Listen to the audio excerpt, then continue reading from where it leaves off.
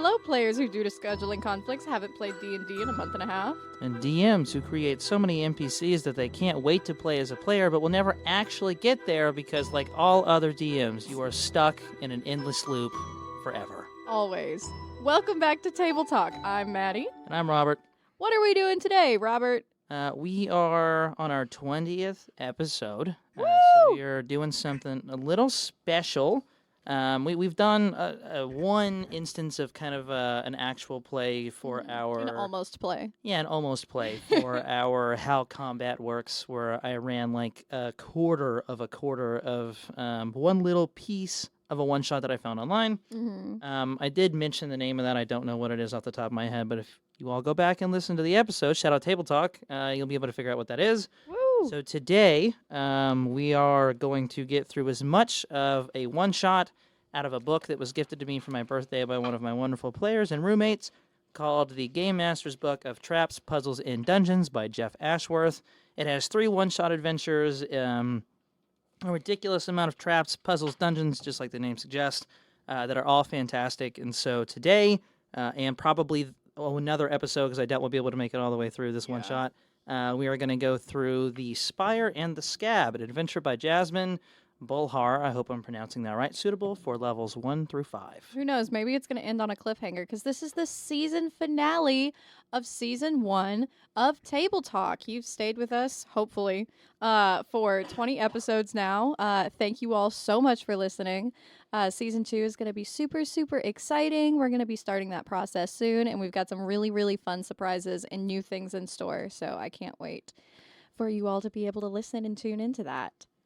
Wonderful. Are we ready to hop into things? I think so. Fantastic. I'll do a little bit of landscape narration to kind of bring everybody back into scene. Previous to this, just so everyone's kind of on the same page as us, I did read some of the background and the adventure information out loud, just so that Madison would be a little bit more on my level in terms of information, just because it helps going into a one-shot, knowing a little bit more. Yeah. Whereas if you're like an established party, or if this is just like something you're inserting into a campaign for like a fun session, it's usually a little easier to walk into things blind, but because we're just kind of hopping in, she knows a little bit more about the background of the one-shot than you all will know. But regardless, we're going to play it like we normally would. So and like we've mentioned before, when talking to your DM, when you're making a character to play in something, that's something that's pretty important. And with a one-shot, and a one-shot of this nature, that doesn't really exist. Like, this wasn't a character who was made for this specific world or with this world in mind. So that is why I kind of cheated and was like, hey, what setting are we in? Because I don't want to take, like, all combat spells if we're going to be in a city where I don't need to use any of those, or in it, like, there's not going to be any combat, or I don't want to take campfire. Yeah, am I going to have to be able to like rough it in the woods, or are we going to be in a city? And that kind of information. Yeah. So part of our sort of pre-recording conversation then was figuring out what exactly she would need as a player. But because it's difficult to get through a one-shot as an individual player, I will technically be joining her as like a primary NPC. So I will be both DM and kind of like a co-player, just so that way we can get through the one-shot in a slightly more timely manner. So I will be bouncing back and forth and having conversations with myself, but I'll probably put most of the conversating on Madison, so I don't have to do that, because I don't like doing that. Listen, Sparrow's 20 charisma, so she'll be the face of the party anyway. Eva's got 8. 8? She's got 8. Wow. Mm-hmm. I mean, she's got pretty great stats all around the board. She got a 16 strength, 15 dexterity, 14 constitution, 12 intelligence, 10 wisdom. Well, if we're bragging about our stats, Sparrow, who is the both of these characters are the ones we made during the character sheets and shit. Example, by the way, I'm working with a 12 in strength, a 14 in dex, a 13 in constitution, a 15 in intelligence, a 13 in wisdom, and a 20 in charisma. These are level 3 characters. Insanity, dude. Absolutely she's insane. pretty well-rounded, all She things is. considered. That's crazy. 13, yeah, nothing below a 13. Or 12, nothing below a 12. Yeah. That's wild. I rolled really well. Yeah, no, Eva's... it's because we did point buy for yours. Yeah, we did the significantly shittier option for Ybba, which is why I have a fucking 8. Because I placed that in a place where I knew I was going to have a pretty negative charisma modifier. So it'll also help to give you all some background on the characters we're playing. It would be much easier to just tell you all to go watch the other episode of Table Talk. You totally Character should. sheets It's a and really shit. cool podcast. Where we do a martial character build and a magical character build. But I'll go and give a little bit of background on the character that I'll be playing. Her name is Ybba. She's a female Goliath. She's young-ish. Goliaths are kind of aged in a similar-ish way to humans, so think of her kind of like in her early to mid-20s. Mm-hmm. She is a little bit more human-looking than a lot of the others. She has a more military background, so kind of like an army-ish background sort of deal, and she is on the run from her sort of previous homeland after straight-up assassinating a military opponent who she greatly disagreed with and believed to be a liar.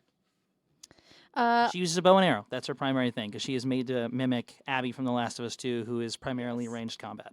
And I'm going to be playing Sparrow. She is a tiefling, bloodline of Asmodeus, wild magic sorcerer. She is a very Robin Hood type character, hence the name Sparrow.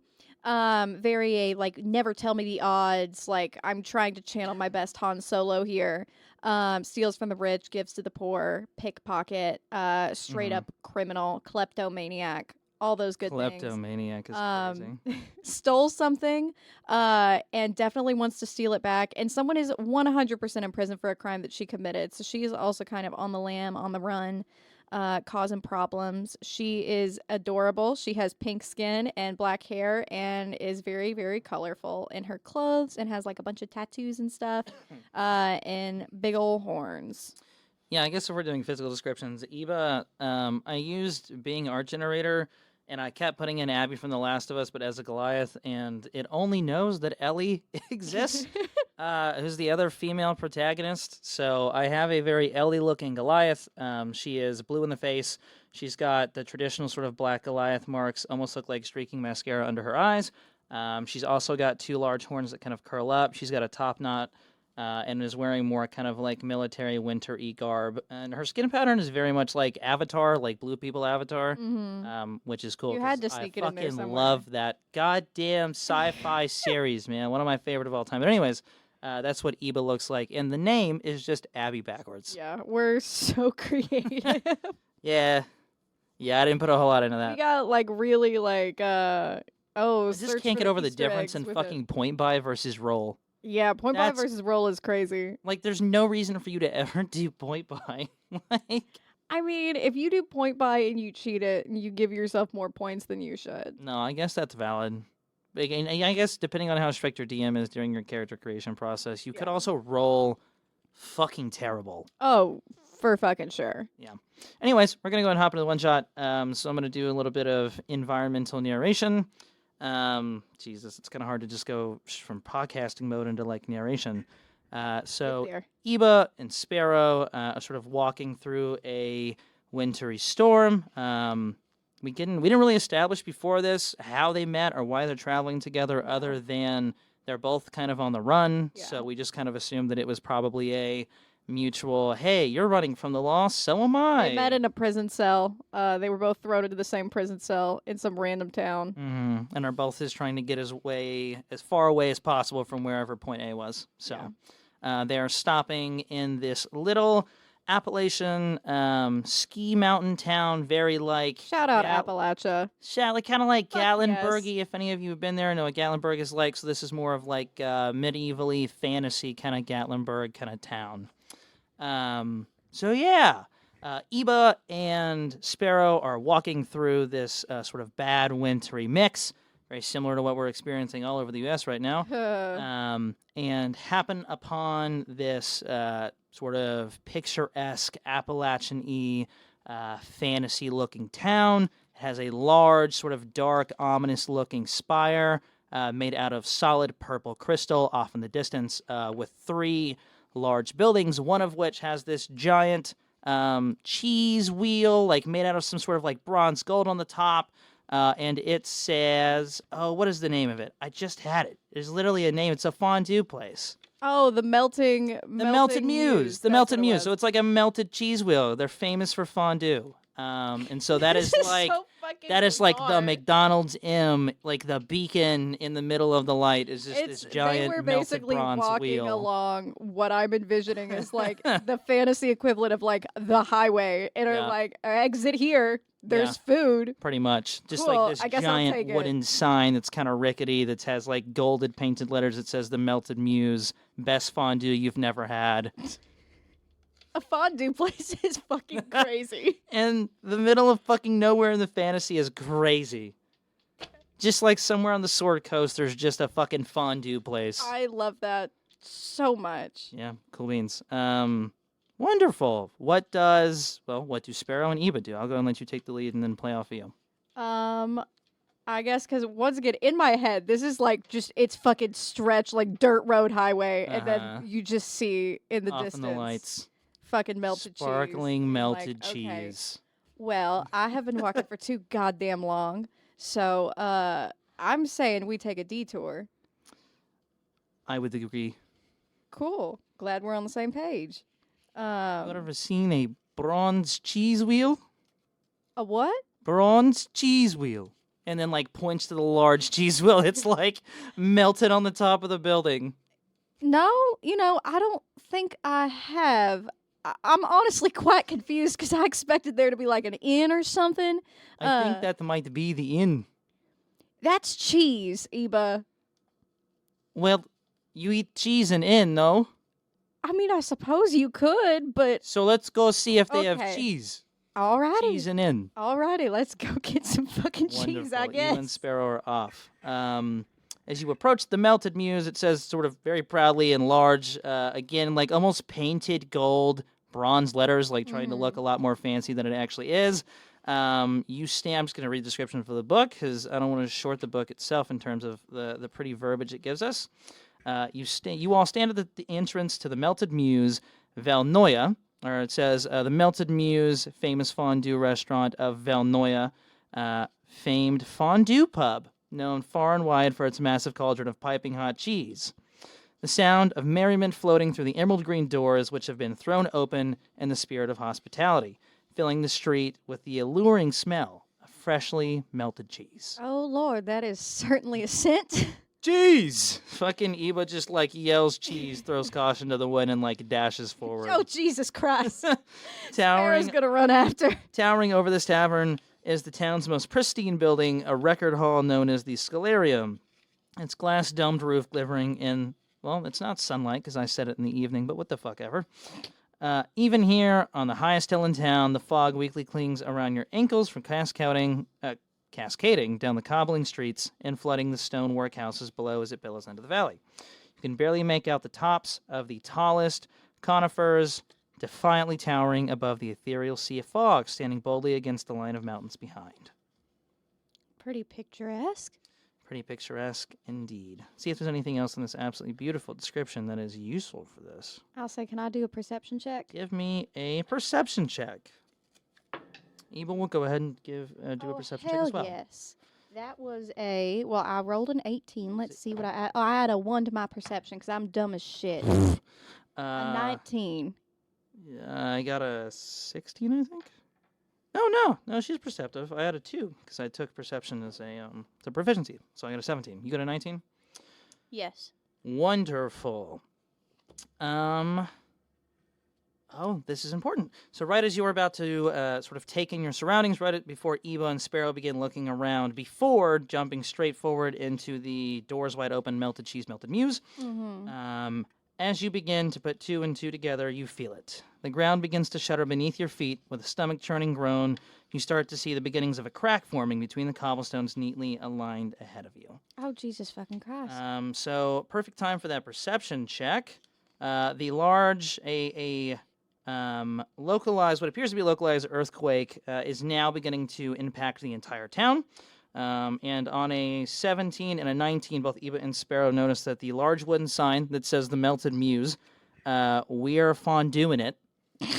Oh my God. Is How the fuck did you leave that out? I just now read it.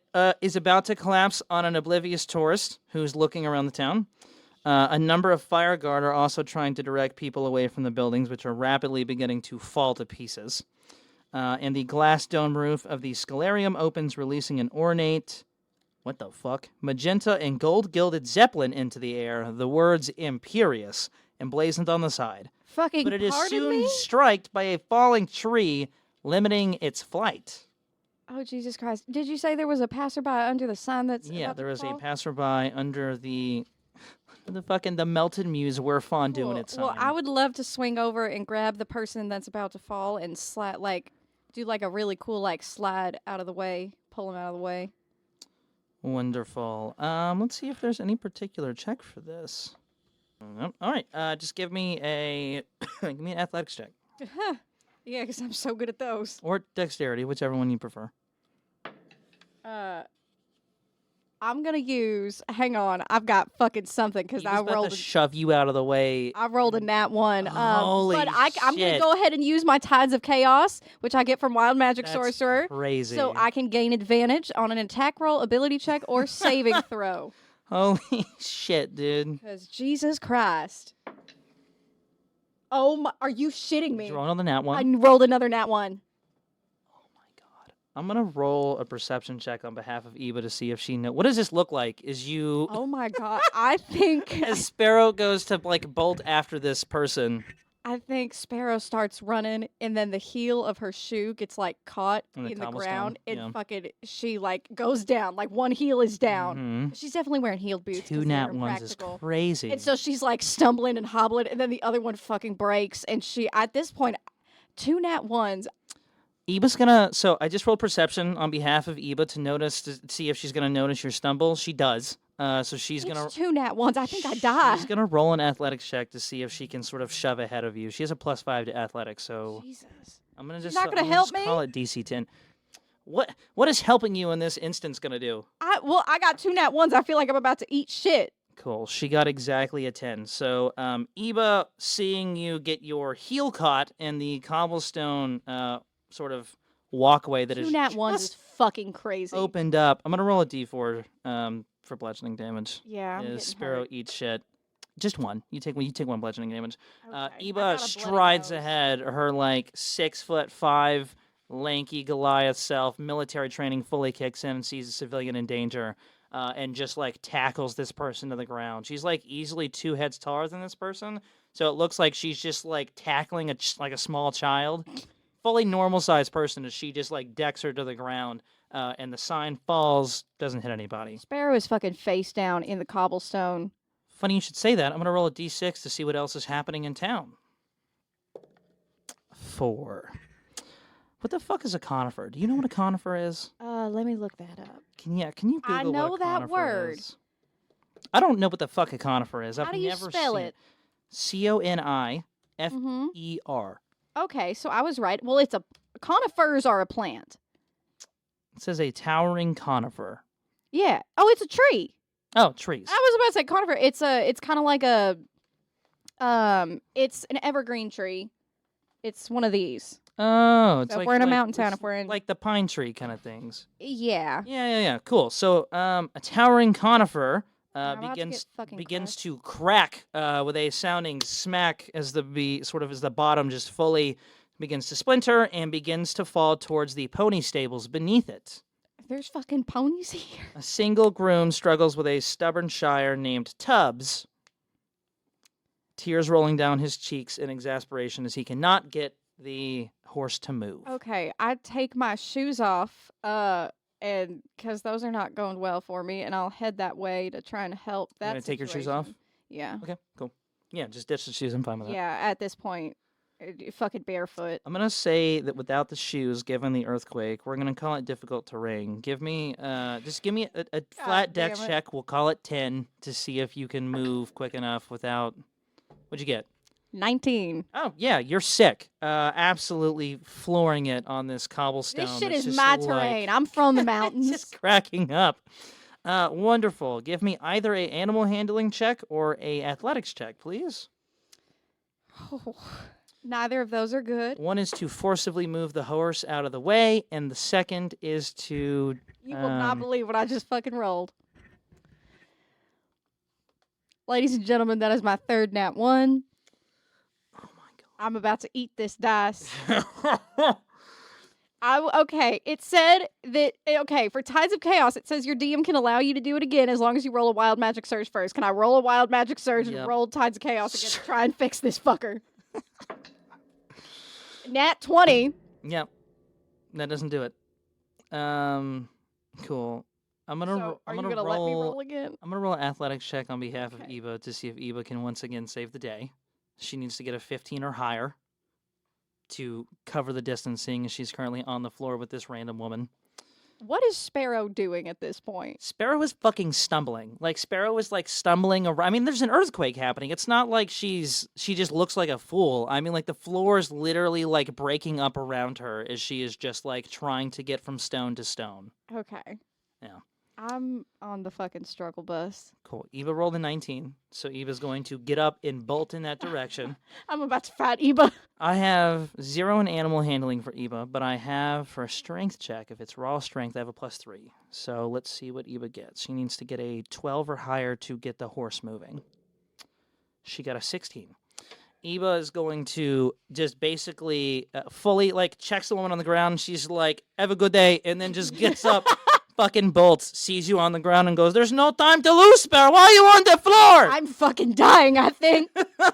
And just runs past you, and instead of like trying to like pull the horse, fully just like gets her shoulder ready and just shoulder checks the horse out of the way of the tree. Ybba, And like with her other hand, like shoves like the oh my god, like the handler just out of the way in the back, falls on top of the horse, and the you conifer gotta falls be right in gentler. between We've them. talked about this. Thanks for asking if I'm okay. You're fine. I am now. Okay. Jesus Christ. Is there any? Can I? Okay. Holy shit. Drop. That's crazy. Maddi to Robert. Can you help me the fuck out? Cause I'm dying. I think. What would you like me to help you with? Is there something I can do? Is there anything else I notice? Tell you what, Are there knowing- people running With around? your 20 charisma score, you could probably try to help direct people like away from buildings and like help direct Yeah. tourists to safer places. Okay, If you just I'm want to just give me like gonna- a persuasion check. Yeah, I'll thaumaturgy and like try to Yeah, yell make the it best I advantage can. then. Why not? Make like a giant hand like pointing one way. Madison. First was 2. What? Are you shitting me? I rolled another nat Is 1. that your fourth nat This is one? my 4th nat 1. I don't know what's happening. Anyway. Yeah, what happens? Well, I mean, with the 2, that's gonna be into. I've got a +7, so it's A 9. It's a 9, which isn't the worst thing in the world. So what happens? I think Sparrow's just at this point with a 9 is still laying on the fucking ground, just being like, "All right, everybody, away from tall buildings, come out into the center, cover your hands over the soft part of your neck. It'll be fine. Just breathe. Leave all belongings. Get out in the middle." Wonderful. On a 9, not a lot of the tourists clearly like don't speak common, and so they just kind of look at you more confused than anything. But like it seems like the people of No. the it sounds like the people of the town, or seems like the people of the town, at least most of them speak common. So you get quite a few people away from buildings, but not too many people. I think I need to throw these dice away. You need to throw that one in particular away. That was crazy. That was nuts. 4 nat 1s is nuts. Okay, we're gonna move on to the next thing. Chaos continues to unfold around both Sparrow and Ybba, even as the tremors begin to subside.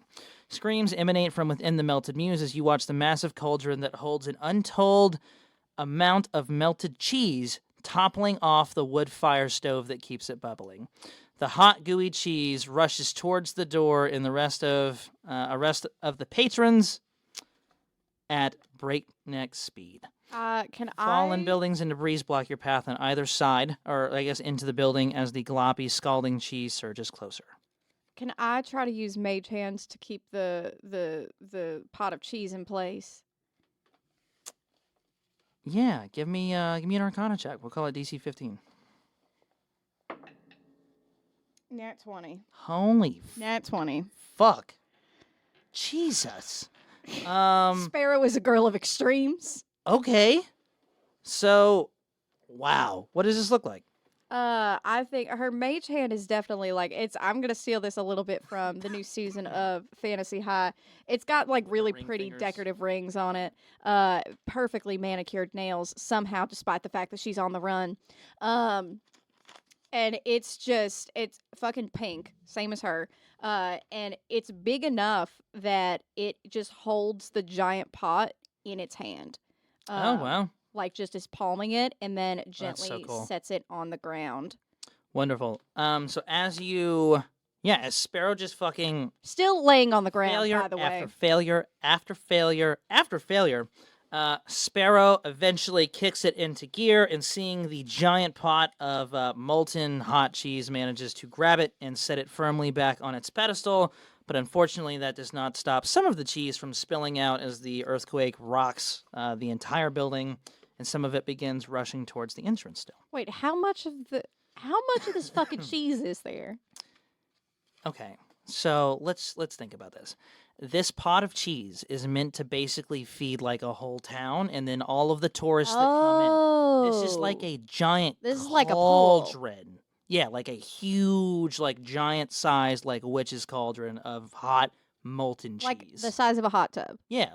I mean, Okay. bigger, probably. Like, the way I'm Like a s- imagining is, like a like, you gotta small get, like, pool? a small ladder next to the side of it to like, Okay. get up and stir. Okay. Yeah, so it rocks back and Oh, forth, and Jesus. some of it still spills, but you save most of the patrons. Okay.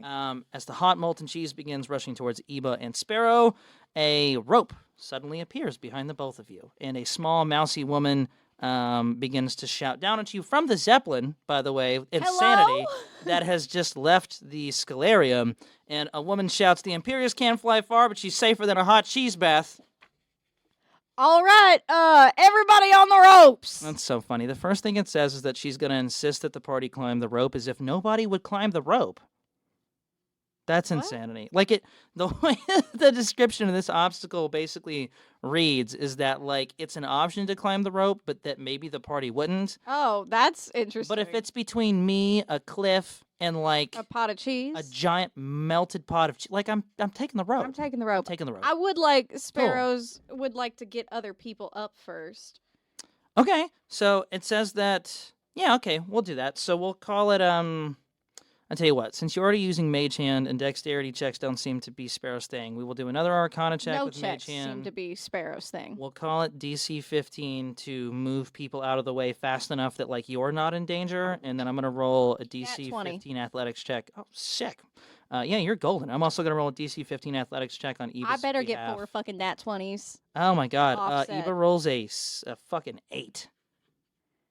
Jesus, Eva, get it the fuck together. Eva throws absolutely all caution to the wind and basically darts in through the doors of the melted muse and begins, like, grabbing patrons and then Eva, throwing them Eva, towards the people front. skills, gentle. Right as, like, the melted Gentle. cheese begins to, like, lick at her boots. I mean, and you're on a nat 20, so, I mean, do what the fuck you want. Yeah, I think I'm just gonna continue like shouting directions. At this point, I've got Mage Hand that's also like pointing Right. to the rope. Multiple mage hands going. You got one keeping the pod in bay, like, Yeah. one, like, bringing It's people very, towards like, the front. This shit is like on lock. It's like a line at Disney. It is like everything is perfectly like no matter where you go, somehow there's a hand pointing the direction that you need to go. And it's just ushering as many people up the rope as possible. If there's people who can't climb, using a mage hands to kind of boost them up. Yeah, sick. get Eva's them just gonna make a really quick dexterity saving throw to see if she gets caught in the cheese. Jesus Christ. We'll call it DC 10. I think what does she have? She has like a +2, I think, to this. Oh no, yeah, she has +2. Oh, Jesus Christ, Eva. She got an 8. I'll deal with her in a minute. Cool, Okay, is everyone up the rope? Yeah, most of the patrons have either made it outside into a safer area or climbing up the rope. Okay. You watch as Eva, like, grabbing one last person, like, scoops them up with her arm and then throws them towards the door, like, Stop at you. throwing people. Yeah, she's fully just, like, one hand, like, one arming, just lifting Jesus people up and throwing Christ. them towards the door. And right as she's about to, like, sprint forward to grab the rope with you, you watch as a giant glob of hot malted cheese basically, like, lurches out from the rest of it and then, like, fully sticks in the back of her boots. She's going to take 2d4 fire damage as she cries out in pain as this molten cheese begins to burn her feet. Can I use a dagger to cut her shoes off her? That's crazy. You can, yeah, if that's what you want to do. You can also just take an action to remove her from the cheese if you'd like. I want to look cool while I do this. Sure. She's only going to take 4 damage, but that's also going to bring her to 5 health. Jesus Christ. Yeah, we're level 3, dog. We're level 3. We are not doing a whole lot. No, the Oh, fuck wait a we're minute. not. I have 31 health. I didn't heal from our last fucking combat encounter. Dipshit. I'm cruising. I'm at 27. I was about to say, Wonderful. I'm at Yeah, 18. you start going to work with this knife, like basically sawing off like the backs of her boots, and she fully like scoops you up as you're in the middle of doing that once her legs are free. I was and doing like something. runs towards the rope. Can I get a DC 12 athletics check, please, to grab onto the rope? 15. Nat 1. God damn. I want you all to know who are listening. We tried to record an episode last night and it was so bad. We were just doing puzzles and it was we were like, we got to scrap it. We got to do another. Hopefully today will go better. The amount of natural ones. That is the most nat 1s I've had in less than an hour. This is at any crazy. table. Cool. Yeah, Ybba runs forward, like kind of carrying you, like now that you've cut her free, sort of. Are we both about to eat shit? And then no, she's chilling, or you're fine. So basically, like she sets you down, and then you're both about to grab the rope, and then like another tremor like hits the ground, and Ybba's fully like thrown backwards off her footing right as you grab a hold of the rope with one hand. Jesus Christ. How healthy are you? Is that This is a genuine question. very? Cool. Lightning lore. Wow. I'm just gonna choose to fail it. Yeah, cool. I'm so sorry. You are gonna take 1d8 lightning fine. damage, but You still have to roll to hit me, or is this a roll that I would have to make? target must succeed in a strength saving throw or Cool. be pulled. I'm gonna choose to fail. So for those listening, just because this is like a how-to D&D podcast, I'll read the spell, by the way. You can choose to fail certain saving throws, and like in this instance, I could I could throw the save, like I could roll it, but then if I pass it, then like this whole thing doesn't work. Yeah. But like if I know that like if I know that failing a check is gonna be more beneficial for me, then like you can choose to fail that. Like there's no reason for Ybba to physically struggle against this if it's gonna bring her forward. Yeah. So the spell Lightning Lure is a one action. It is a radius of self, 15 feet. You create a lash of lightning energy that strikes out at one creature of your choice you can see within 15 feet. The target must succeed in a strength saving throw or be pulled up to 10 feet in a straight line towards you and then take 1d8 lightning damage if it is within 5 feet of you. I'm using this kind of as a non-intentional purpose, which is as a literal lasso, just to pull someone forward. However, she is going to take 7 damage. Okay. Yeah, we're chilling. We're still at 20 health. Cool. We are totally fine. Hopefully we can take a nap on this fucking Zeppelin. I'm sure we can. Wonderful. You yank Ybba forward with a bit of cool lightning magic, and that is just enough to sort of get one of her large hands around the rope, and she begins climbing herself up as the Imperious begins flying off. Fuck my shoes. You are both shoeless. Go ahead and give me a perception check as you start to get sort of a bird's eye view of the town. Nat 20. What the fuck? I don't know what's happening. Perception check. Okay, I got a 16. It doesn't matter. You got a nat 20. Two things that you and Ybba both notice as you begin to pull yourself up this rope. So the fire guards and several men that are sort of outside working with some of the civilians, they're all wearing the same robes, or at least a few of them are, that are marked with this sort of large golden eye. Similar to the robes, actually, that the woman that is flying the Imperious that called you and Ybba up is also wearing. Mm-hmm. And it looks like sort of the danger from the earthquake has mostly subsided. Like, there's less tremors. The buildings aren't, like, falling apart completely. Everyone got out of the melted muse. So that's one of the things you and Ybba both notice. Another thing is that there are sort of huge cracks in the surface that seem to sort of spiderweb out from the woods nearby. And then in the center of a clearing, sort of in the middle of that wood, is a large dark obelisk with deep grooves in the surface all around it. And it seems as though the cracks that started from the forest and then spread to the city all emanate from this dark obelisk in the middle of this clearing. Well, that's not ominous in the slightest. Not at all. Jesus Christ. Wonderful. What? Once aboard the Imperious, the party is able to take stock of its interior. I'm going to read some flavor text. Cool. The inside of the Zeppelin's passenger Carriage is a dizzying orchestra of delicate whirring machinery and gently glowing spell-focusing crystals. A suspended catwalk cuts through the tangled metal mess of cogs and leads towards a large dome. Its guidance mechanisms hum as they slowly drift to place, the dark obelisk emerging from the trees beyond into alignment with the dome's central directional tabs. Either side of the catwalk is dotted with desks strewn with parchment and books covering everything from star charting to studies on the density of gems to the detailed life cycle of rare amber glass butterflies. Smiling as you look around, bushy eyebrows stuffed behind thick glasses that peer out from under tempestuous brunette hair, is the halfling who helped you aboard. Howdy, I am Loretta Sancham, current head of the Order of the Ochre Eye. Well, townsfolk call us the Esoteric Society for Arcane Studies, and this here is our ship, the Imperious. Would you like some fondue? I'm just kidding. It's a pleasure to meet you, ma'am. My name is Sparrow, and this is my companion, Ybba. Greetings. Charming town you have had. I don't know what to... Anyway, quick question. That, dark obelisk's up ahead. What's up with that? Loretta, which it bothers me that it's not Loretta, but I get it. Loretta sort of like takes out a little cloth and sort of wipes off both of her lenses and sort of dusts herself off. Clearly, like this emergency takeoff from the Scalarium is kind of very quick and impromptu. Before she starts launching into like what she completely sidesteps the question about the obelisk and like comes up to shake both your and Eva's hand and goes, well, I tell you what, that was a hell of a show you all put on back there. I really appreciate you all walking into... Holy fuck, what's the name of the town? Oh, come on, I got it. I'll come up with it. Maybe I won't. Aha! Vellanoia.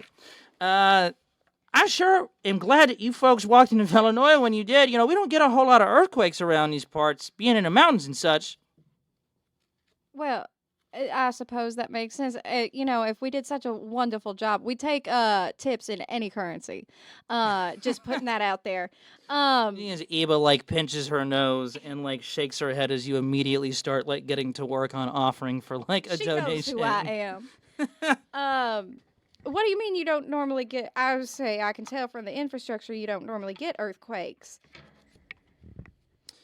Well, You I seem mean it's pretty quick on the draw, though. I mean, you had this blimp thing up and going pretty quick. Well, it's funny you should mention the blimp. So, as I mentioned earlier, I am part of the Order of the Ochre Eye. So, folks around here are a little superstitious. They don't call us like ochre, Like fried okra? OCHRE.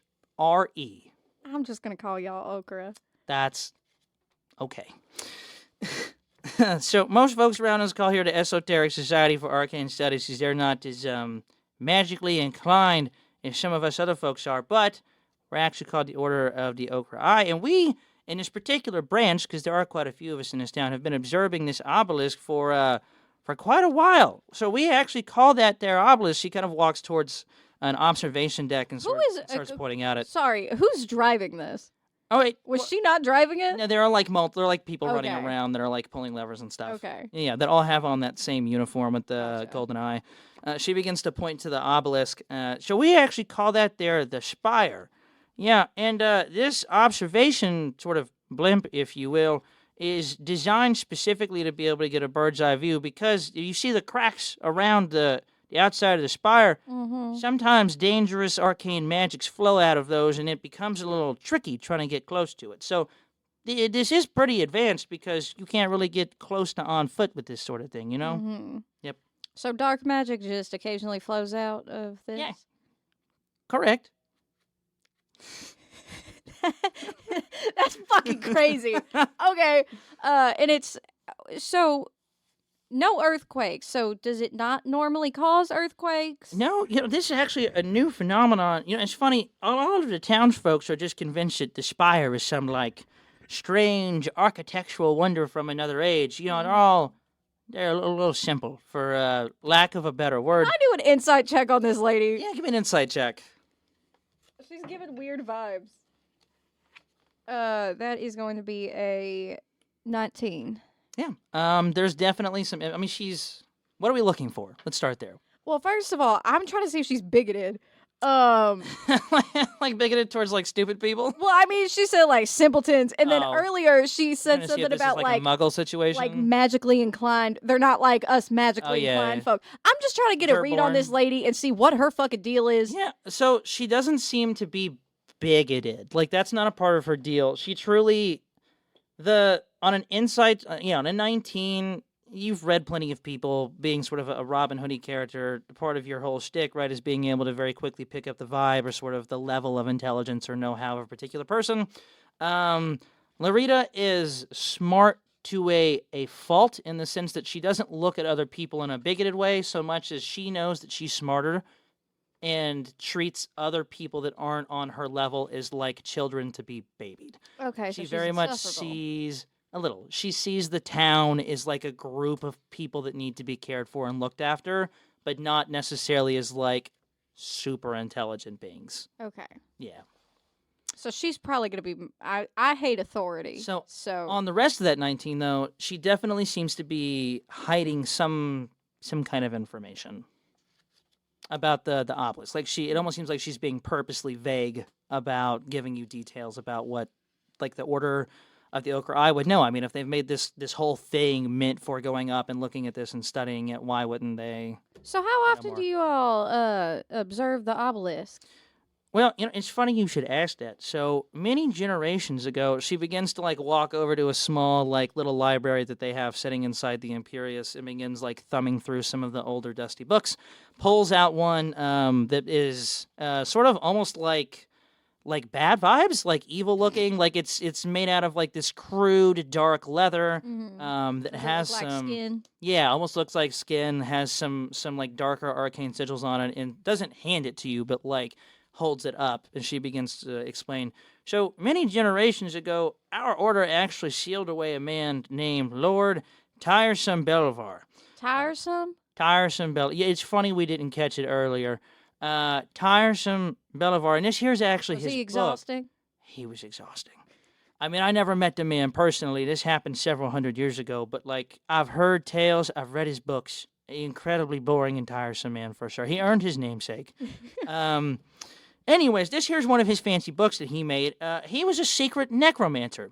So many years ago. Looks like skin. I don't know how secret it was. No, that's fair. Again, I don't quite understand how we didn't catch this earlier, but I wasn't around back then to notice. Like, I felt like if I was there, maybe I would have asked somebody, hey, what the fuck is going on with this book? You know, when you see a book that looks like it's made of human skin, you start to normally ask you ask questions. And nobody asks questions.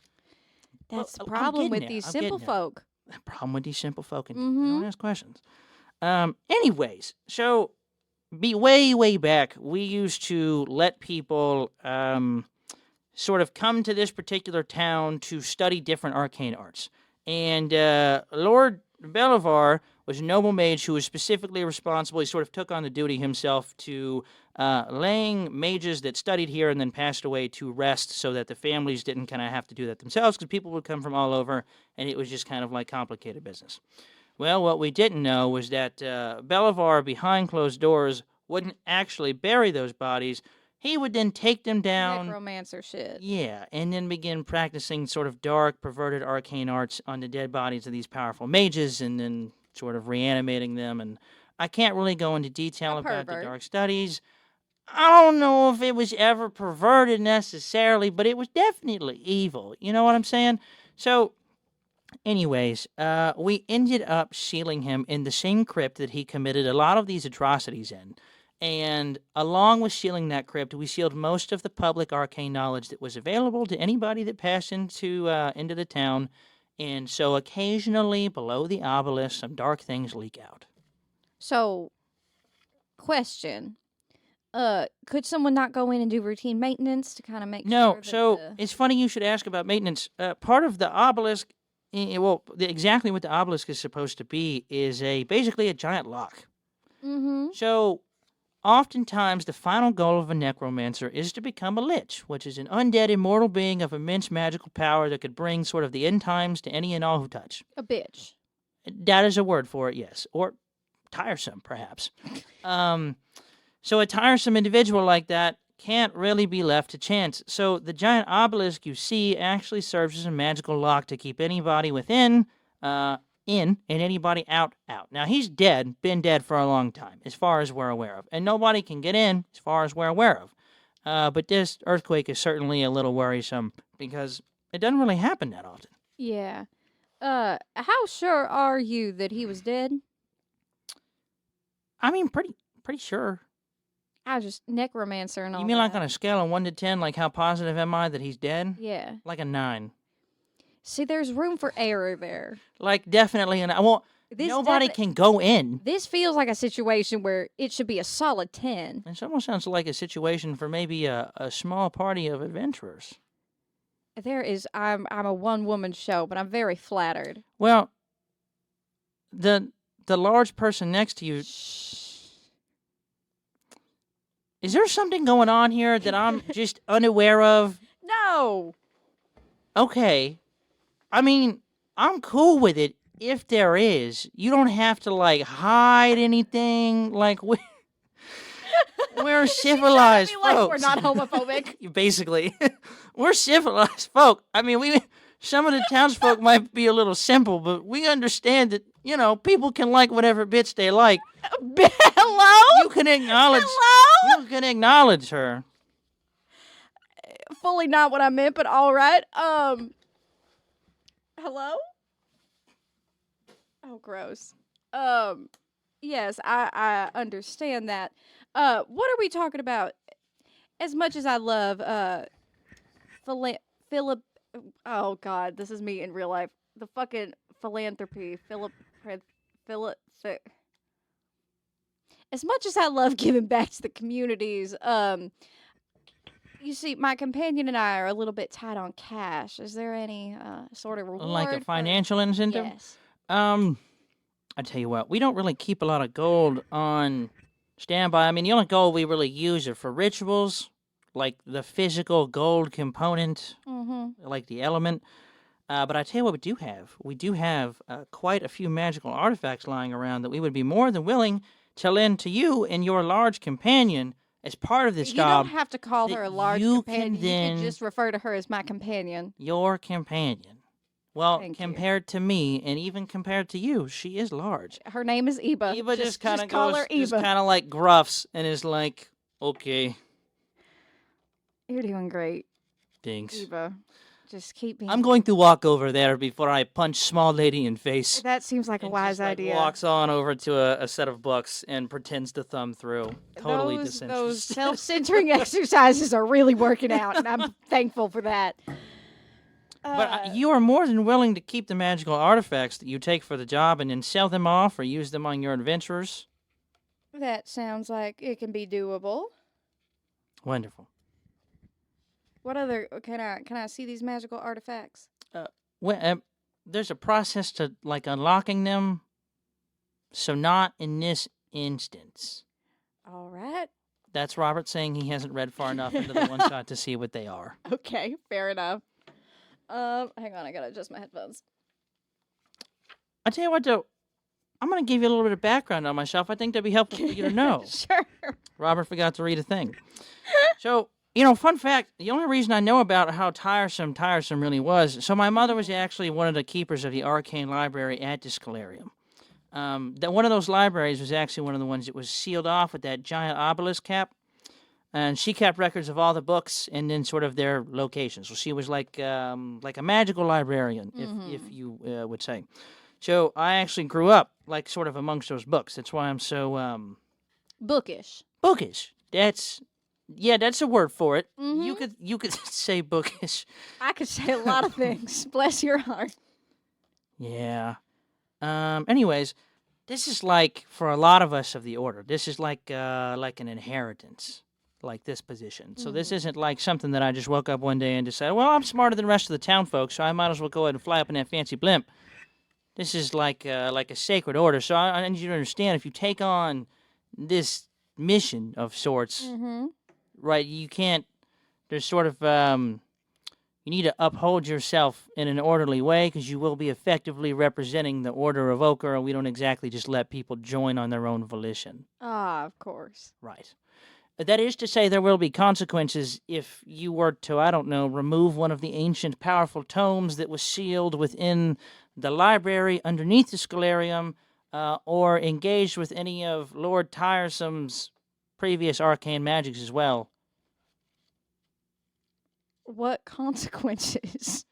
Well, that's for me to know and for you to hopefully not find out. Wonderful. You're very trusting. Incredibly so. I can tell. Funny you should mention trust. I'm going to read another text box. This is for listeners. Make a drinking game of this. Every time Robert says, "Funny you should mention."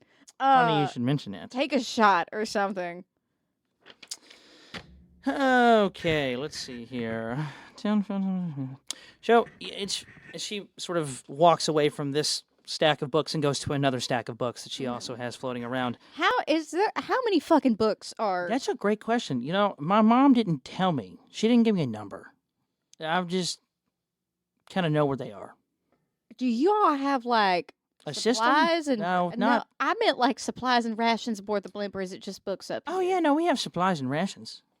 Where are you keeping? To, like, them? maintain I the books. have only books. All right. Yeah. Wonderful. Do you have shoes by any chance? Pardon me? Shoot, never mind. I'll deal with it later. So anyways, since Lord Belvoir has disappeared, motions off towards the Spire again as she begins thumbing through another book. So you know how I mentioned that the people of the town aren't exactly aware of what its magical significance is? Mm-hmm. So they actually use it in a festival where they have a race to see who can climb to the top of it the fastest. The obelisk? Yeah, the obelisk that contains dark, unimaginable arcane power under... Yeah, they actually use that in a friendly climbing competition.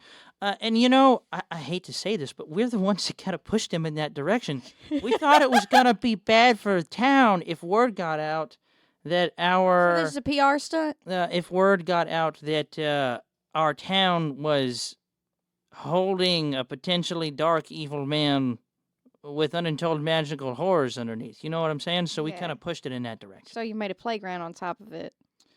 So we let the townsfolk believe that it was a fun thing to play on. Do you think That is to tell you that the would have led to this current festival that is situation? upcoming where people climb might get in the way of your duties and actually expedites the need for you all to figure out what the hell's going on. Because I can't... If people are just climbing the obelisk and then all of a sudden it explodes or some crazy shit, we're at fault, you know? Yeah, I would Yeah. believe so. Is there a prize for winning the festival? A shit ton of hot cheese. Hey, this shit sucks. Do you have something you want to send in to make it better? Criticisms, topics you'd like to see discussed, or an advertisement you'd like to run? Maybe you even want to sponsor an episode.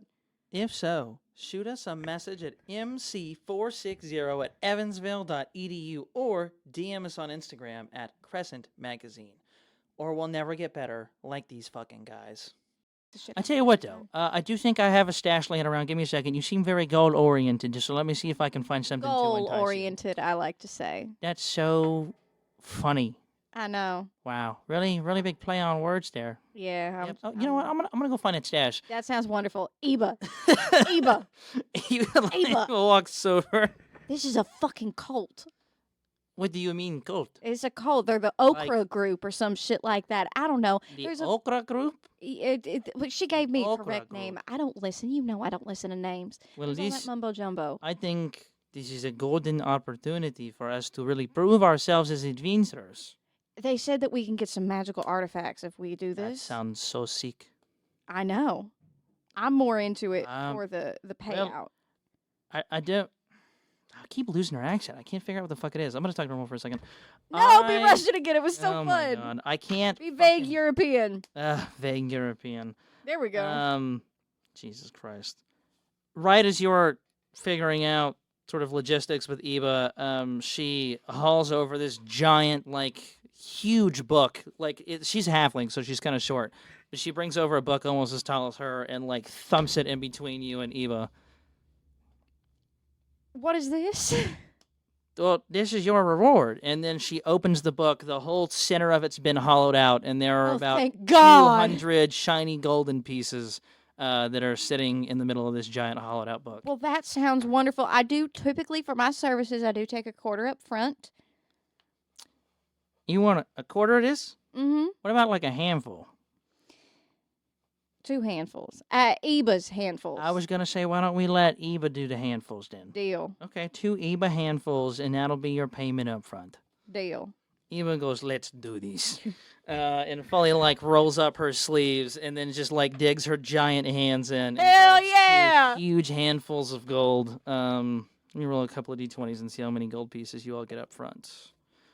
14 and 12. So 26 gold pieces up front. I'll take it. Yeah, so literally almost a quarter. Perfect. Well, I guess, what's a quarter of a quarter? 1/8? Yeah, so an eighth. Technically an eighth. God, we're bad at math. Stupid. You have an eighth of the gold. I tell you what, though, if you take this 200 gold here, the arcane weaponry that you will be given will be on loan. It's like an either-or situation. You know what I'm saying? Well, why not both? Well, because they belong to the order of the ochre. What if we do such a good job that we get both? Well, then maybe we can talk about that such a good job, but let's see if you can get the job done first. All right. We'll start there. Does she go away to get, like, equipment? Yeah. Cool. I'm leaning over to Ybba. So we can just dip with the artifacts after, right? Think of what I'm thinking? Eva smiles and goes, We'll think about it. Come on. I'll consider it. Come on, just a little bit. It's a maybe, I pocketed an extra 2 gold while the lady's Oh my gone. god. Cool. So as you begin to approach the spire, you can see out sort of the large windows on the front of the Zeppelin. It is surrounded by lush forest and snow-capped mountains, and there's a bald patch of land around the obelisk where it seems vegetation fears to tread. The barren land here is formed into a rotten, lich-padden bog where the spire itself rises as if it had been thrust into the heart of the earth, a wound from which the land has been unable to recover. Jesus Christ, that's bleak. Lorita, whose like face has gone sort of grim and stark compared to sort of her happier demeanor as you all fly closer, stands up next to you and Ybba and goes, "We call this place the Scab. Nature itself seems to recoil from Belvoir's remains. Magic wielded to seal him away, unfortunately, also wounded the earth in the process. See how the soil almost seems to bleed here? Still, the land can heal. It's just, it'll take time. And maybe it's foolish, but I hope that maybe whatever is underneath this scarred earth will eventually provide fresh soil. All right, down we go." Jesus Christ. Okay, well, we're going down. Can I find a fucking townsperson who looks like they've got a similar size and shoe to me? Yeah, for sure. I mean, she's gonna go ahead and direct you all to the armory anyway. So go ahead and roll a d20, and that'll determine what item you get. I just need shoes, like normal shoes. Let's see if shoes are on here. There are no shoes on here. Cool. That's why I'm trying to find a townsperson, and I'm gonna try and con them out of their shoes. What is Eva That's gonna a. What am I rolling? Oh, d20. Just a d20. Just a 16. Yep. 16. You get a javelin of lightning, which Yeah, we'll 'cause probably I'm end up. so fucking We'll good at probably end up javelins. trading, is what I imagine is gonna happen. Yeah. And then let me roll. See what I get. A stone of good luck. Yeah, we can switch. Yeah, that sounds. Yeah. Yeah, basically, Lorita like throws the doors open to this like giant arcane armory that's on this floating blimp, and grabs the 2 nearest objects and chucks them towards you both, and then slams them shut and locks it. Yeah, immediate like. Just Eva like looks at this tiny little stone in her hand that has like a rune on it, This and then javelin. I'm a tall woman, but this javelin is bigger than I would like it to be. This is a pebble. Trade. Yes. Cool. Yeah, you fully just swap magical items. Cool. Well, now we need to look those up. I will look up a stone of good luck. I will look up a lightning javelin, whatever the fuck that is. Lightning javelin. Javelin of lightning. What do we do here? Magic item, when you hurl it and speak its command word, it transforms into a bolt of lightning. Oh, that's so fun. Stone of good luck. 46 stone. lightning damage. That's crazy. While this polished agate is on your person, you gain a +1 bonus to ability checks and saving throws. Oh, sick. That's Not great bad. for you. You've been rolling. Correct. Cool. Lorita begins to lower the Imperious' rope and anchor, I put it in my bra. and then sort of slides down the rope and then affixes an anchor sort of in the nearby bog. Were we able to long rest? Yeah. Well, we can probably hit a short rest, I'd imagine. Okay. I'm more worried about you than me. I'll be okay. Okay. I think I can manage. All right. Short rest. I'm going to roll a hit dice. You know what? We are level 3 characters. We'll hit a long rest. Yeah. We'll do that. Wonderful. So the Zeppelin is not going to fly away now, and the next phase of the adventure begins. All right. So we're supposed to just go down there and We'll figure say out on what a the long fuck rest is you up. find a pair of shoes. Thank fucking God. Yeah, Lorita goes to one of her staff and like goes and measuring everybody's feet like throughout the day, trying to find like the perfect fit. It's Cool. just like a size 8. We don't have to do all As that. you and Sparrow begin I'm descending, Sparrow. as you and Ybba begin descending down the rope, it is clear that a storm is approaching. Steady wind shaking the trees and tossing the Zeppelin off its trajectory. You sway in the gusts, but manage to hang on. As your feet touch down, the ground is boggy, and the mud you uncover with each step is a rich, thick crimson, the Well, color of blood. Real glad I got shoes now. I don't like this place. Yeah, it's fucking gross. Can I do an Arcana check? Yeah, can we give you an Arcana check? It's going to be an 18 plus 4 is going to be a 22, Okay. right? Yeah, I believe so. Yeah. We will, what was the number you got? 22.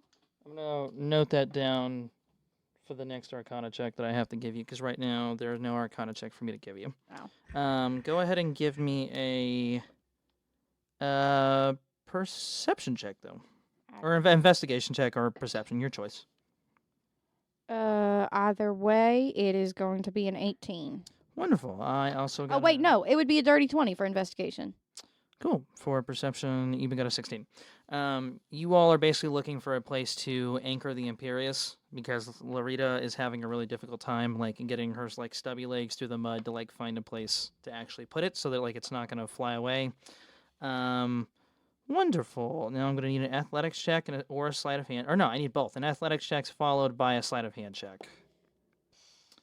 Okay, she passes her athletics check. She does not pass her sleight of hand check. Can I do a sleight of hand check to help? Yep. 16. Wonderful. Ybba sort of flexes her large muscles underneath her, at this point, like, kind of spray painty, torn up military uniform that she's, like, ripped all of the symbol and regalia off of, but clearly still values it for, like, its material worth. And then just starts reeling in the Zeppelin, but cannot seem to get, like, the knot tied around the large tree she's trying Weird. to. Just, you gotta go like around the like you make the bunny ears and then Fully you go just like backs around. off of the rope and lets you start doing it. Okay, Yep. it's so easy. You just do it like Oh, okay. I see. Bunny ears. Bunny yes, ears. the bunny Okay. ears, Cool. and then it goes in the burrow, and there you go. Wow. Where did you learn bunny ear technique? Growing up, What do you mean growing you don't learn up? how to do that.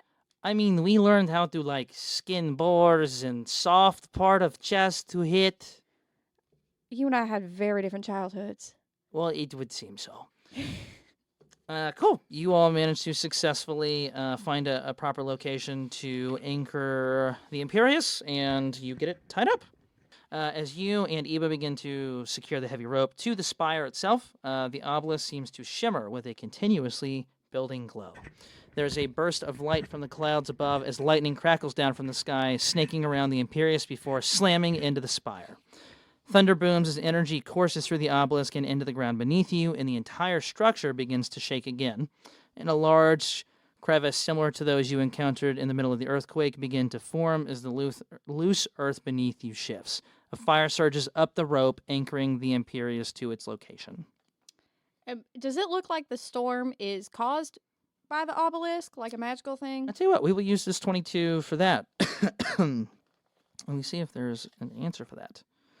Yes, it does appear that the Spire slash the Spire slash obelisk is almost ramping in magical energy and seems to be pulling power, basically. Okay, gotcha.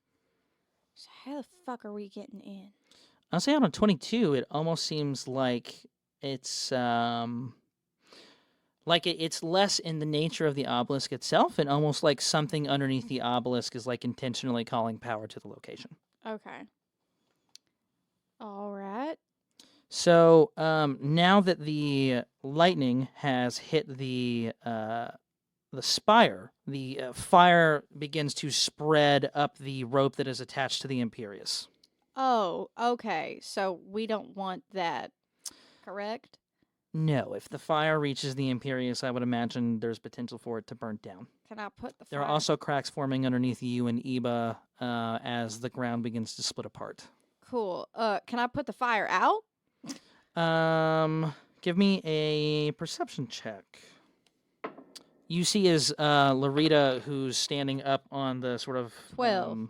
like on the launch deck where they would sort of reel in anchors, is yelling and kind of waving her hands wildly. You assume Do you want us to cut this? the storm is so loud that you can't hear what she's saying.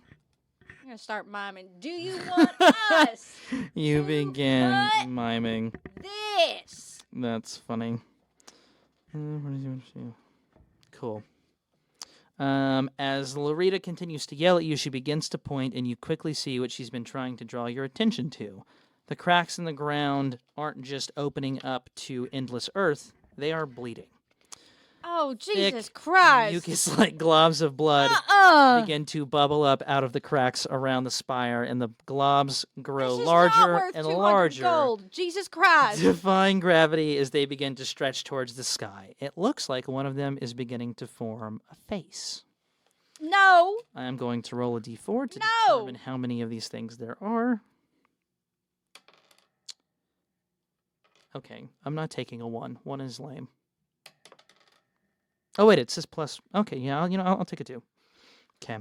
3 larger pools of bloody ooze begin to form around you and Ybba. Oh, absolutely not. All right, page 18 for the encounter. Cool. Give me a perception check real quick. I will roll perception Alright. as well with Ybba. That is going to be a dirty 20. So it does seem to be clear to both you and Ybba that the oozes have a particularly difficult time moving towards the obelisk. Mm-hmm. Almost like whatever magical energy is emanating from the spire is almost like making them unstable. So that might give you an advantage fighting closer to the obelisk. But it also does seem that they can sort of lob parts of their body at you, which Where means... are we? So you and Ybba are going to be on the obelisk itself. Okay. Sick. And because you did a 22 Arcana check earlier, now that I'm looking at our combat section, I'm going to go and read a couple of things off. So the obelisk itself is 50 feet tall. It seems as like it's almost been rendered from like one solid piece of stone. It's like impossibly smooth. It looks like it's like perfect, like perfect craftsmanship. Which seems absurd. Well, actually, no. It almost makes perfect sense why somebody like would turn this into like the higher up the Spire competition. Because how the fuck are you supposed to climb up the smooth obelisk? Yeah, it's like that scene in Mulan. Yeah, basically, it's like there's no fucking way. She can't do it. But She's a woman. on a 22, as you all begin to back towards the obelisk, you feel a profoundly large magical energy emanating from the spire. As I mentioned earlier, it is almost destabilizing the oozes, but there's something further there.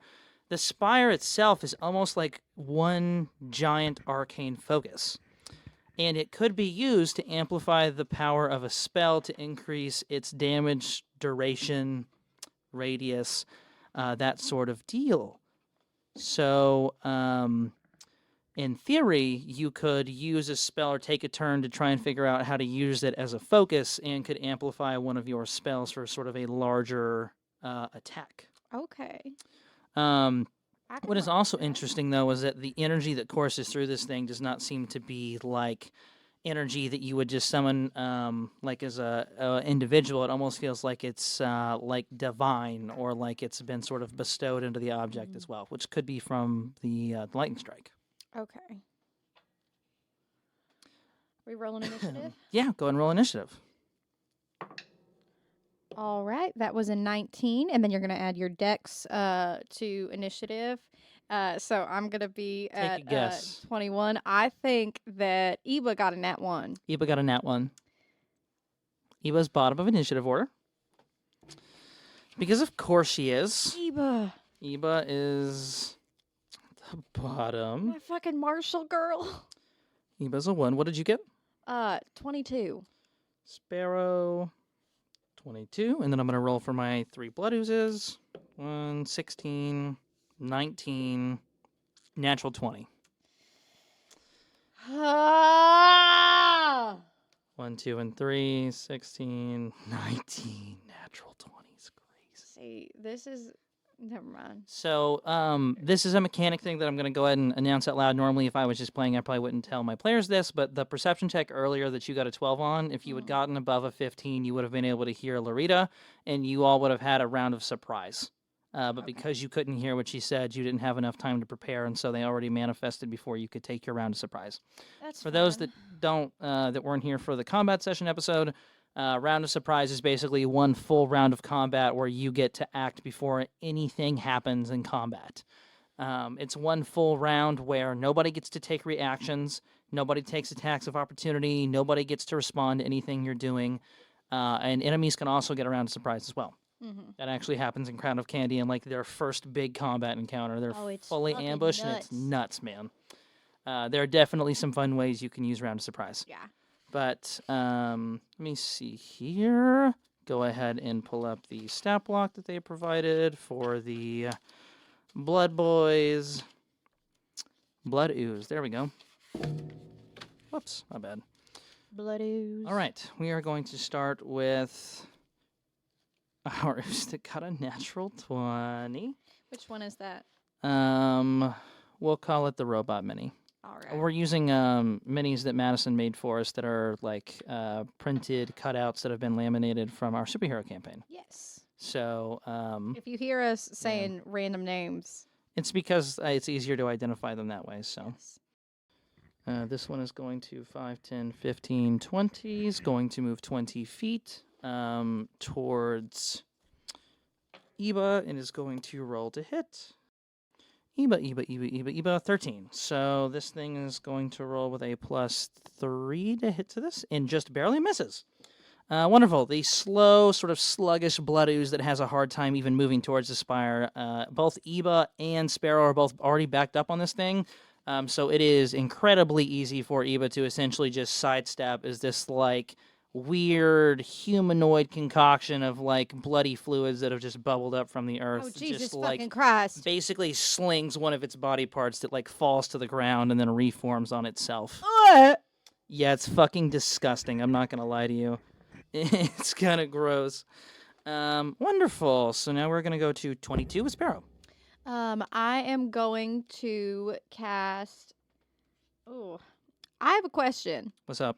And this is something that I might be wrong on this, and people listening can correct me.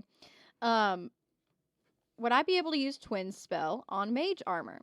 For the rules of Twin Spell, using a meta magic point, is when you cast a spell that targets only one creature and doesn't have a range of self, you can spend a number of sorcery points equal to the spell's level to target a second creature in range with the same spell. Mage Armor is it's a range of touch, and it is only one creature. Interesting. It's range. It says no range of self. Range of touch, I will say, reads an awful lot to me like In touch. the description, it says you touch a willing creature who isn't wearing armor. So it can be like, it says you touch a creature. You can definitely use it for yourself, but it is in the description. The first line is saying to touch something else. You know what? I'll give it to you. Cool. I'm going to expend, because that is a first level spell. How many? That would be 2 of my 3 sorcery points. And I am going to cast Mage Armor on myself and Ybba. So that means that your AC will then become... I'm going to go ahead and read the spell. The target's base AC becomes 13 plus its dex modifier. The spell ends if the target dons armor or if you dismiss the spell as an action. This lasts for 8 hours. Jesus Christ. So that's going to bump my AC up to 15. It's also going to boost Ybba's AC, assuming she doesn't have a negative to her dex. She does not. And then I'm going to use my movement to try and get to the other side of the obelisk, away from the other critters. Bro, I looked up blood ooze. So I'm trying to use. I've mentioned this previous in other episodes. An app/website called Improved Initiative. I'm just pulling that up while Madison's talking about her spell because I prefer Improved Initiative to a lot of other things. It's just really, really great when it comes to making stat blocks. It lives up to its name. It is very much an Improved Initiative app.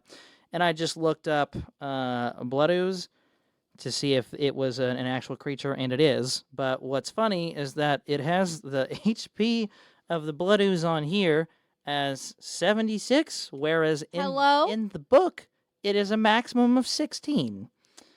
I prefer the 16 so one. I would love to know who, like, where the difference is. You know what I'm saying? Yeah. Where did it go wrong? Anyways, that's fucking wild. Awesome. So we have, what's our plus to AC? It's going to be 13 plus your dex modifier. 13 plus my dex mod, which is 2, so we are up to 15. Fucking sick. Thank you. No problem. Are you going to do anything else? Yes, I'm going to move to the other side of the obelisk. And then you get a free object interaction on each turn, correct? Yeah. Can I try to interact with the obelisk and figure out how to use that as a, what's the word I'm looking for? Arcane focus. You want to use, like, the free object interaction to use it as an arcane focus? Yeah, or to try and see if I can use it as an arcane focus. Yeah. Give me an Arcana check. Cool. Hell yes. 18, 19, 20, 21, 22. Hell yeah, man. Yeah, for sure. I can? Yeah, you can use it. Okay, Yeah, cool. I mean, with your 22 earlier, you already know it could be used. I just didn't know if it was something that I had to, like, spend a turn prepping. No. Oh, okay. No. Well, I still got my information. Then I'm going to move 15. I mean, I'll say mostly because your checks are high enough. Like, if you had rolled under a 20, you probably would have had to take a turn, like, learning how to use it. But on a 22 and a 20, you're chilling. Okay. Yeah. Then I'm going to move to the other side of the obelisk, so I'm a little bit further away from the rest of the Wonderful. things. Yep, they don't get any attacks of opportunity. Next up is Blood Ooze number 2. Oop, my bad. Or Blood Ooze B, I guess I should say. Blood Ooze B is also going to, and they are large apparently, so that is something to know. Blood Ooze B is going to move 5 feet towards Ybba. Ybba's now, for those that cannot see, Ybba is now cornered on either side by Blood Ooze A and B. B is also going to swing at Ybba. I think it just has a +3 to this, or yeah, I think it's just a +5 for this. Oh my god, I rolled a natural 20.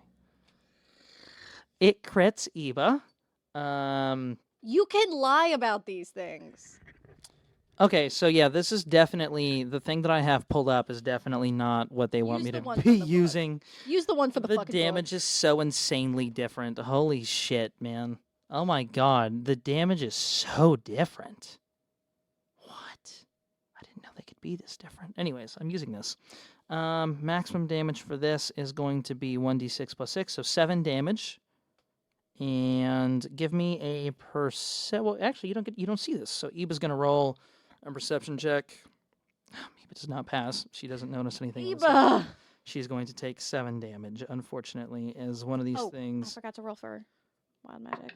reaches out and just sort of slugs her across Wild the magic chest. surge. Oh, Jesus Christ. Oh, Get up the folks, table. the fun of combat. Pull up the table. I'll roll some things for you.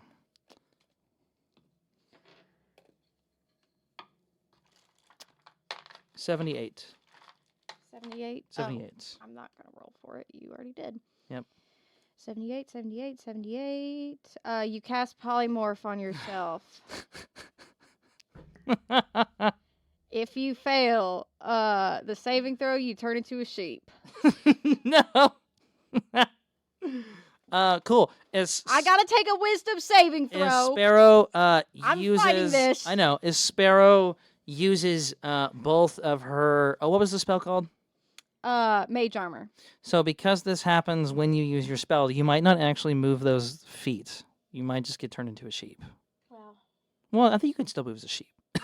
Sheep have movement speed. Sheep can move. You're chilling. Okay, I've got to do a wisdom saving throw. Sparrow is almost as if interfering, or almost as if from interference from the obelisk itself. I'm so fucking scared watch right now. sort of like a dark black lightning bolt sort of splits off of the obelisk and hits your spell midair. I pass. Wonderful. I pass. I'm not a sheep. And threatens to sort of transmogrify and throw your spell awry, but your adept magic fuck you. use, fully just deflect the black lightning, and you were fine. No one's turned into a sheep today, Jesus folks. Christ. Yeah, obelisk is out for blood. Fuck. All right. Next up is Ooze. Oh, I forgot I'm supposed to be adding a +1 to everything I do. Ooze. You are. It is just within range to hit. Lovely. Just gonna roll the hit. Misses. Clean fucking Try again, bitch. Clean misses, man. Get fucked. Clean I'm not a misses. sheep. Get fuck, I'm not a sheep. Wiser words have not been spoken, folks. I just clicked back to my character art, and my character looks so fucking cool. And just the image of her saying, "Fuck you, I'm not a sheep," is... The fuck you, I'm not a sheep is crazy. All right, it is Eva's turn. Oh, God, I love Eva. Oh, I love Eva. Get her the fuck together. I'm going to try and get her the fuck out, ideally. She's stuck in between two people. I really don't want her to... Yeah. Tell you what, I didn't realize, well, no. I was going to say she has a reaction to reduce damage that I would take, so I could have done that earlier, but didn't see it. My bad, dog. All right, superiority die. All right, she's just going to hit this thing. Well, her longbow does the most amount of damage, but she is fully within melee range of two creatures, and if she tries to run, she's going to take 2 attacks of opportunity, which is not great. No. So, tell you what though, she's going to risk 1 attack of opportunity because this is a large. Actually. Oh, shit. You know what? No, she would know that. She wouldn't know that. I'm going to make a nature check. She does know that. Never mind. Eva makes a quick assessment of both of these creatures as she thinks about darting so that large creatures, for those of you that aren't aware of how combat in space works, cannot move into a space that is basically too small for them to move into. So Eva's idea was to run on the other side of one of these oozes so that ooze A can't follow her in between the obelisk and ooze B. But on a 22 nature check, God damn. Ybba has hunted in all sorts of wilds all over the land and has not seen this exact kind of ooze, but has seen oozes like it. This ooze, or oozes in general, have a feature. Let me go ahead and pull that up. That feature is called, or that trait is called amorphous. This ooze can move through a space as narrow as 1 inch wide without having to squeeze. Which essentially means it's not going to take any extra time to move through that space. So running from this thing to try and keep it from being able to move through a narrow space is useless. Yeah. Because it's an ooze. I mean, 2 and 2 together, it doesn't take a whole lot. But either way, she's got some fucking decisions to make. This actually sucks. Ybba, yeah, no, this sucks dick. I'm so sorry. Damn.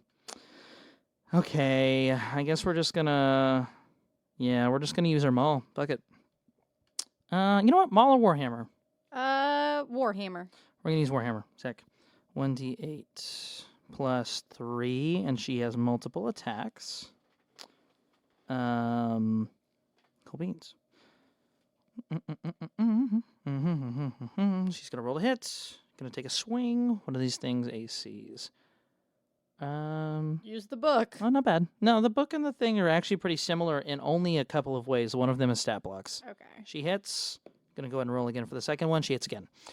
Wonderful. She takes 2 large chunks out of this thing with her hammer. Let me roll some damage here. a D8, a 5, so an 8, and then another 5 and another 8. So 16 damage total to Ooze. We're just going to roll a random dice here because it doesn't actually matter which one she hits. A or B. We're going to say A on low roll, B on high roll. She hits A. Fantastic. And this thing does have, unfortunately, a reaction. God damn it. So, Ybba takes 2 large swings with her warhammer backed into a corner and does 16 damage to this thing, essentially like clean through the middle section of this thing, and the ooze like falls in half, and it looks like 16 damage is enough to kill one of these creatures, but on a reaction from being hit, it is going to lurch itself out, using the remnants of its body to attempt to hit Ybba. If it hits Ybba, it will do damage and it will gain some hit points back, effectively not dying. So it's going to roll a hit. Or no, Ybba needs to make a Constitution saving throw. But she's great at these. Come on. She's got a +4 to this. She needs to beat a 15. Holy shit, Ybba got a 22. Hell yeah! As the sort of blood ooze splatters on Ybba and threatens to siphon some of her life force, she again, on a 22, very quick, like immediately starts cleaning it off of herself and stamping out the sort of little oozes that are on the ground, threatening to like put themselves back together, just starts like stomping. No, fuck you! Yeah, so she starts stomping the shit out of the oozes on the ground to keep it from reforming itself, and ooze A is out. Hell yeah. Fuck yeah, Ybba. And then she's going to use her bonus action to heal herself. Hell yeah. Because God, I fucking need it, man. What level is she? So heal 1d10 plus 3 level hit points as a bonus action once between rests. Cool. 1d10 plus 3.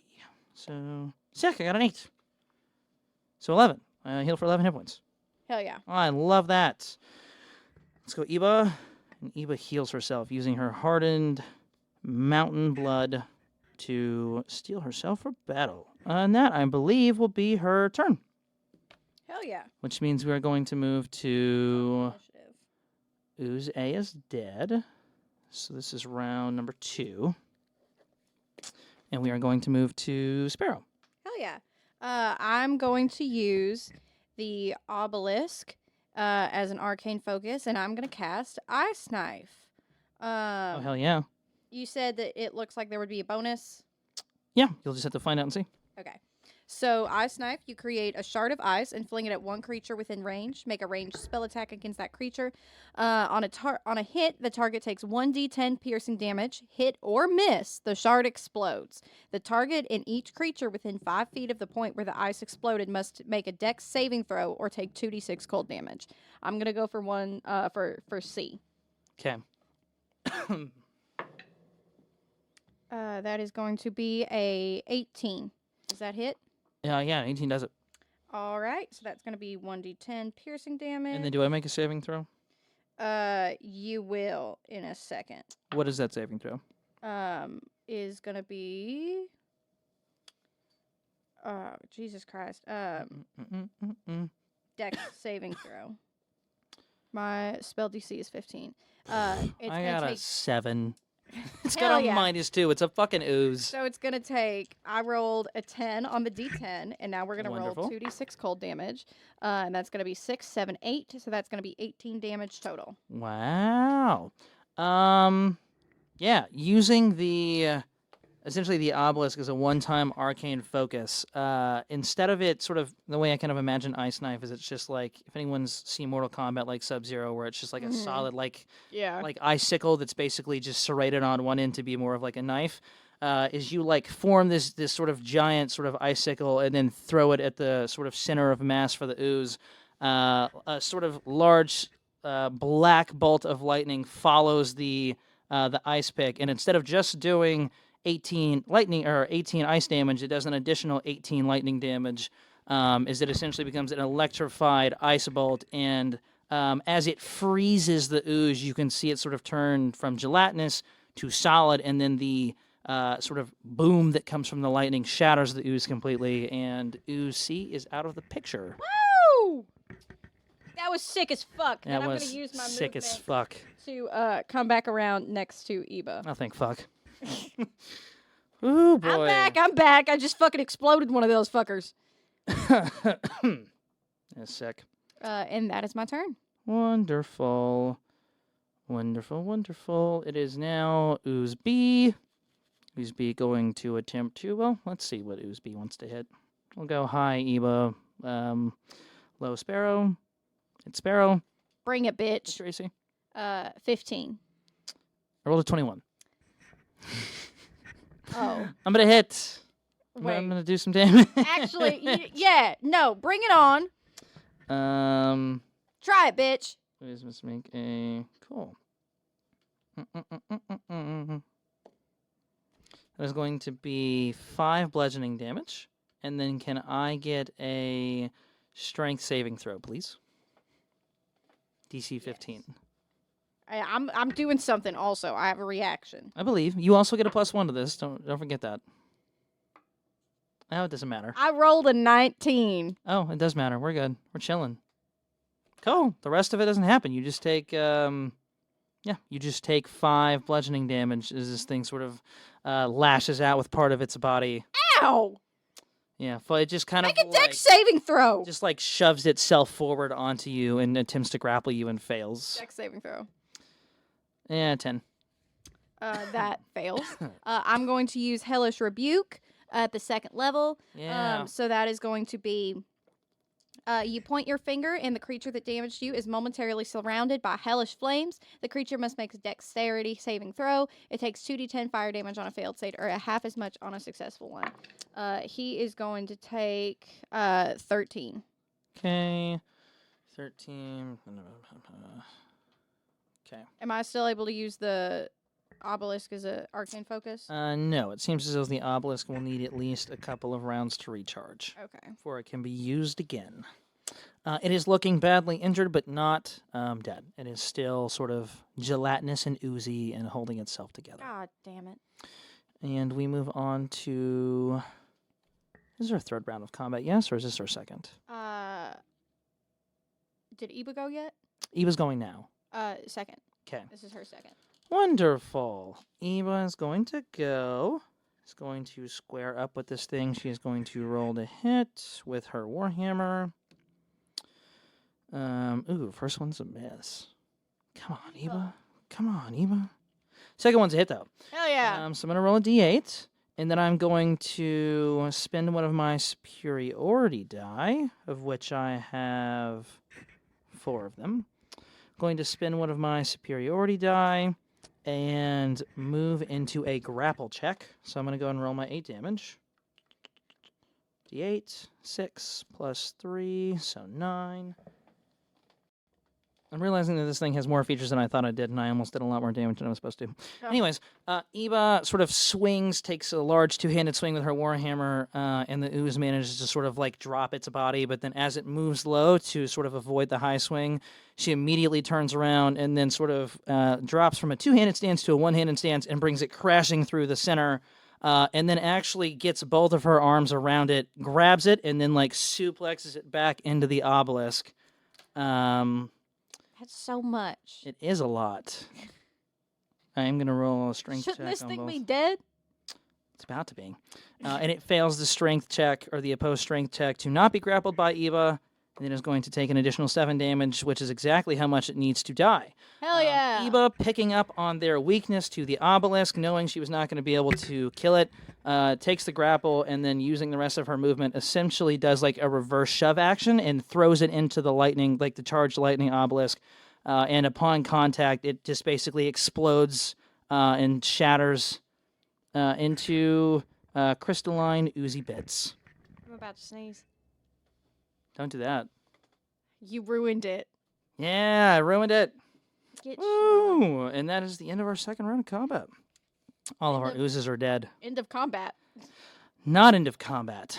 No, not end of combat. As you and Eva take a breath, now that it is the beginning of the 3rd round of combat, another 3 oozes begin to form around the map as whatever is spurring their conjuration is not slowing down. God damn it. Give me a Arcana check, and Eva's going to roll nature. 17, 18, 19, 20, 21. Wonderful. Eva rolls a 15, 21, 15. I'll take it. Magically, these things are definitely being not necessarily like summoned as if by like a user, but some sort of magical force under the ground is like turning inanimate objects into like sick and twisted creatures. And based on the surge of Fucking power, tiresome bitch.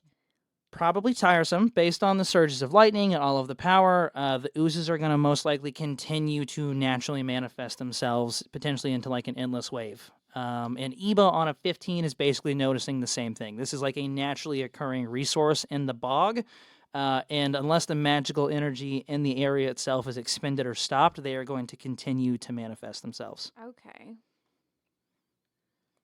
I forgot to roll wild magic surges. Also, now that it is the beginning of the third round of combat, the fire has now spread completely up the rope and is threatening to leap to the Imperious. Jesus. Okay. Is it my turn? Technically, it is your turn. Oh. Well, I mean, I need to roll initiative for these three things, so let's see. Unless one of them does roll higher than you. Get fucked. Another How? natural 20. No. 18, natural 20, natural 1. Yep. Well, someone goes after Ybba. Yep. Okay. Ooze A is going to take its turn. 5, 10, 15, 20. That is just enough to hit. Stupid fucks. Friendly neighborhood Sparrow. It misses. Misses fucking wildly on a 2. Jesus Christ. You can't touch On a me. natural 2, it absolutely goes nowhere. So the newly formed life just takes a fucking slug and Haha, misses. you're a fucking newborn. Just like, It's like just a like bl- moans in It's response. a blood ooze Bambi. Yeah, has no idea what's being said. It's just like, Cool. I kind of want to do something ballsy. all right, What? ballsy. So there's a fire. There is a fire. on On the the rope. rope. Mm-hmm. I don't have anything to put out a fire. Nope. But you know what I do have? A knife. Oh, are we gonna throw this knife? I'm thinking, what if what? It can come back. The knife? No. Oh, the Imperious? yeah. Yeah, in theory it could come back. I mean, Cool. you'll have to wait until the storm goes away. Yeah, I can live with that. We're supposed to get in anyway. Right, yeah, you're It's not supposed to gonna be break much in. help. Yeah. I'm gonna use my crossbow and I'm gonna try to shoot it. Wonderful. Um, As you pull out your crossbow, Ybba notices this and then also puts her hand on hers and just basically, there's nothing said in combat. This is more of just like sort of a knowing look. She does have a +3 to ranged attack, so if you want to spend your turn doing something else, Ybba is more than willing to use one of her. She has 2 attacks. She's more than willing to use one of her attacks to hit this and has a higher chance of hitting it. I have a +4. Okay. I mean, she has a +6. Okay, well, I'll let her do that then. Then I'm going to does the obelisk look like it's able to charge again? Yes, it does. Cool. I'm gonna use chaos bolts. Wonderful. And I'm gonna aim for God, which one? I wish they're not close enough for me to be able to hit them with a double attack from Ice Knife. They're not within 5 feet, correct? No, they're just outside of. Yeah, they would need to be one more closer to each other. Ugh. I Okay. know. I guess I'll go for that one. All right, you're gonna chaos bolt it. Yeah, Cool. using the obelisk. Yeah, Which yeah. is so overkill because I can kill these things without it. But Yeah, they don't have that much health. that's gonna be a 13 plus 7. Yeah, it does it. Yeah. Cool. Roll some damage. So Chaos Bolt is gonna be you hurl an I'm basically going to take these 2d8s, and one of them I'm gonna choose Daisy or Damage Dragon type. Fruit. We'll say Daisy. The Daisy dice is going to determine the damage type on this chart of 1 through 8, and then it's going to take an additional d6 damage. So I'm going to roll that real quick. Hell yeah. All right. It's going to be a 3, so it's going to be fire damage. And it's going to take, I rolled a 3 on one, I rolled a 6, and I rolled another 3. So that's going to be a total of 12 fire damage. I did not get doubles on the d8s, so I'm not able to get it to leap. That is okay. But You still use the obelisk.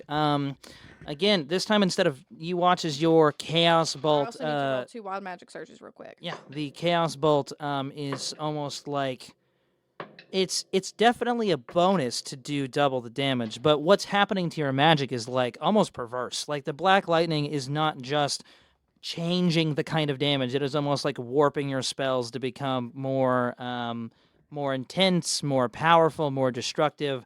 And instead of just being sort of a red, like bolt of fire, it is almost like a fiery black lightning bolt that instead leaps from your hands and fries this thing completely. But because you are within 5 feet, I'm going to need a Constitution saving throw, DC 13, to see if this thing is going to be able to land on you in its dying moments. 12, 13, 14, 15, plus a 16 from that fucking rock. From the rock. Yep. Sick. You sidestep all of the smoky bits that blow. This thing just blows into fucking smoky chunks. And you, not a single ounce of it touches you. It dies completely. Thank God. Wonderful. It is now going to be... There's no point for me to move. Not really. Go ahead and give me a perception check, though. Speaking of movement. Oh, yeah. For my, free check or object interaction, I'd like to see if there's a way into the obelisk. It's funny you should ask. It's exactly what I'm having you do a check for. Hell yeah. I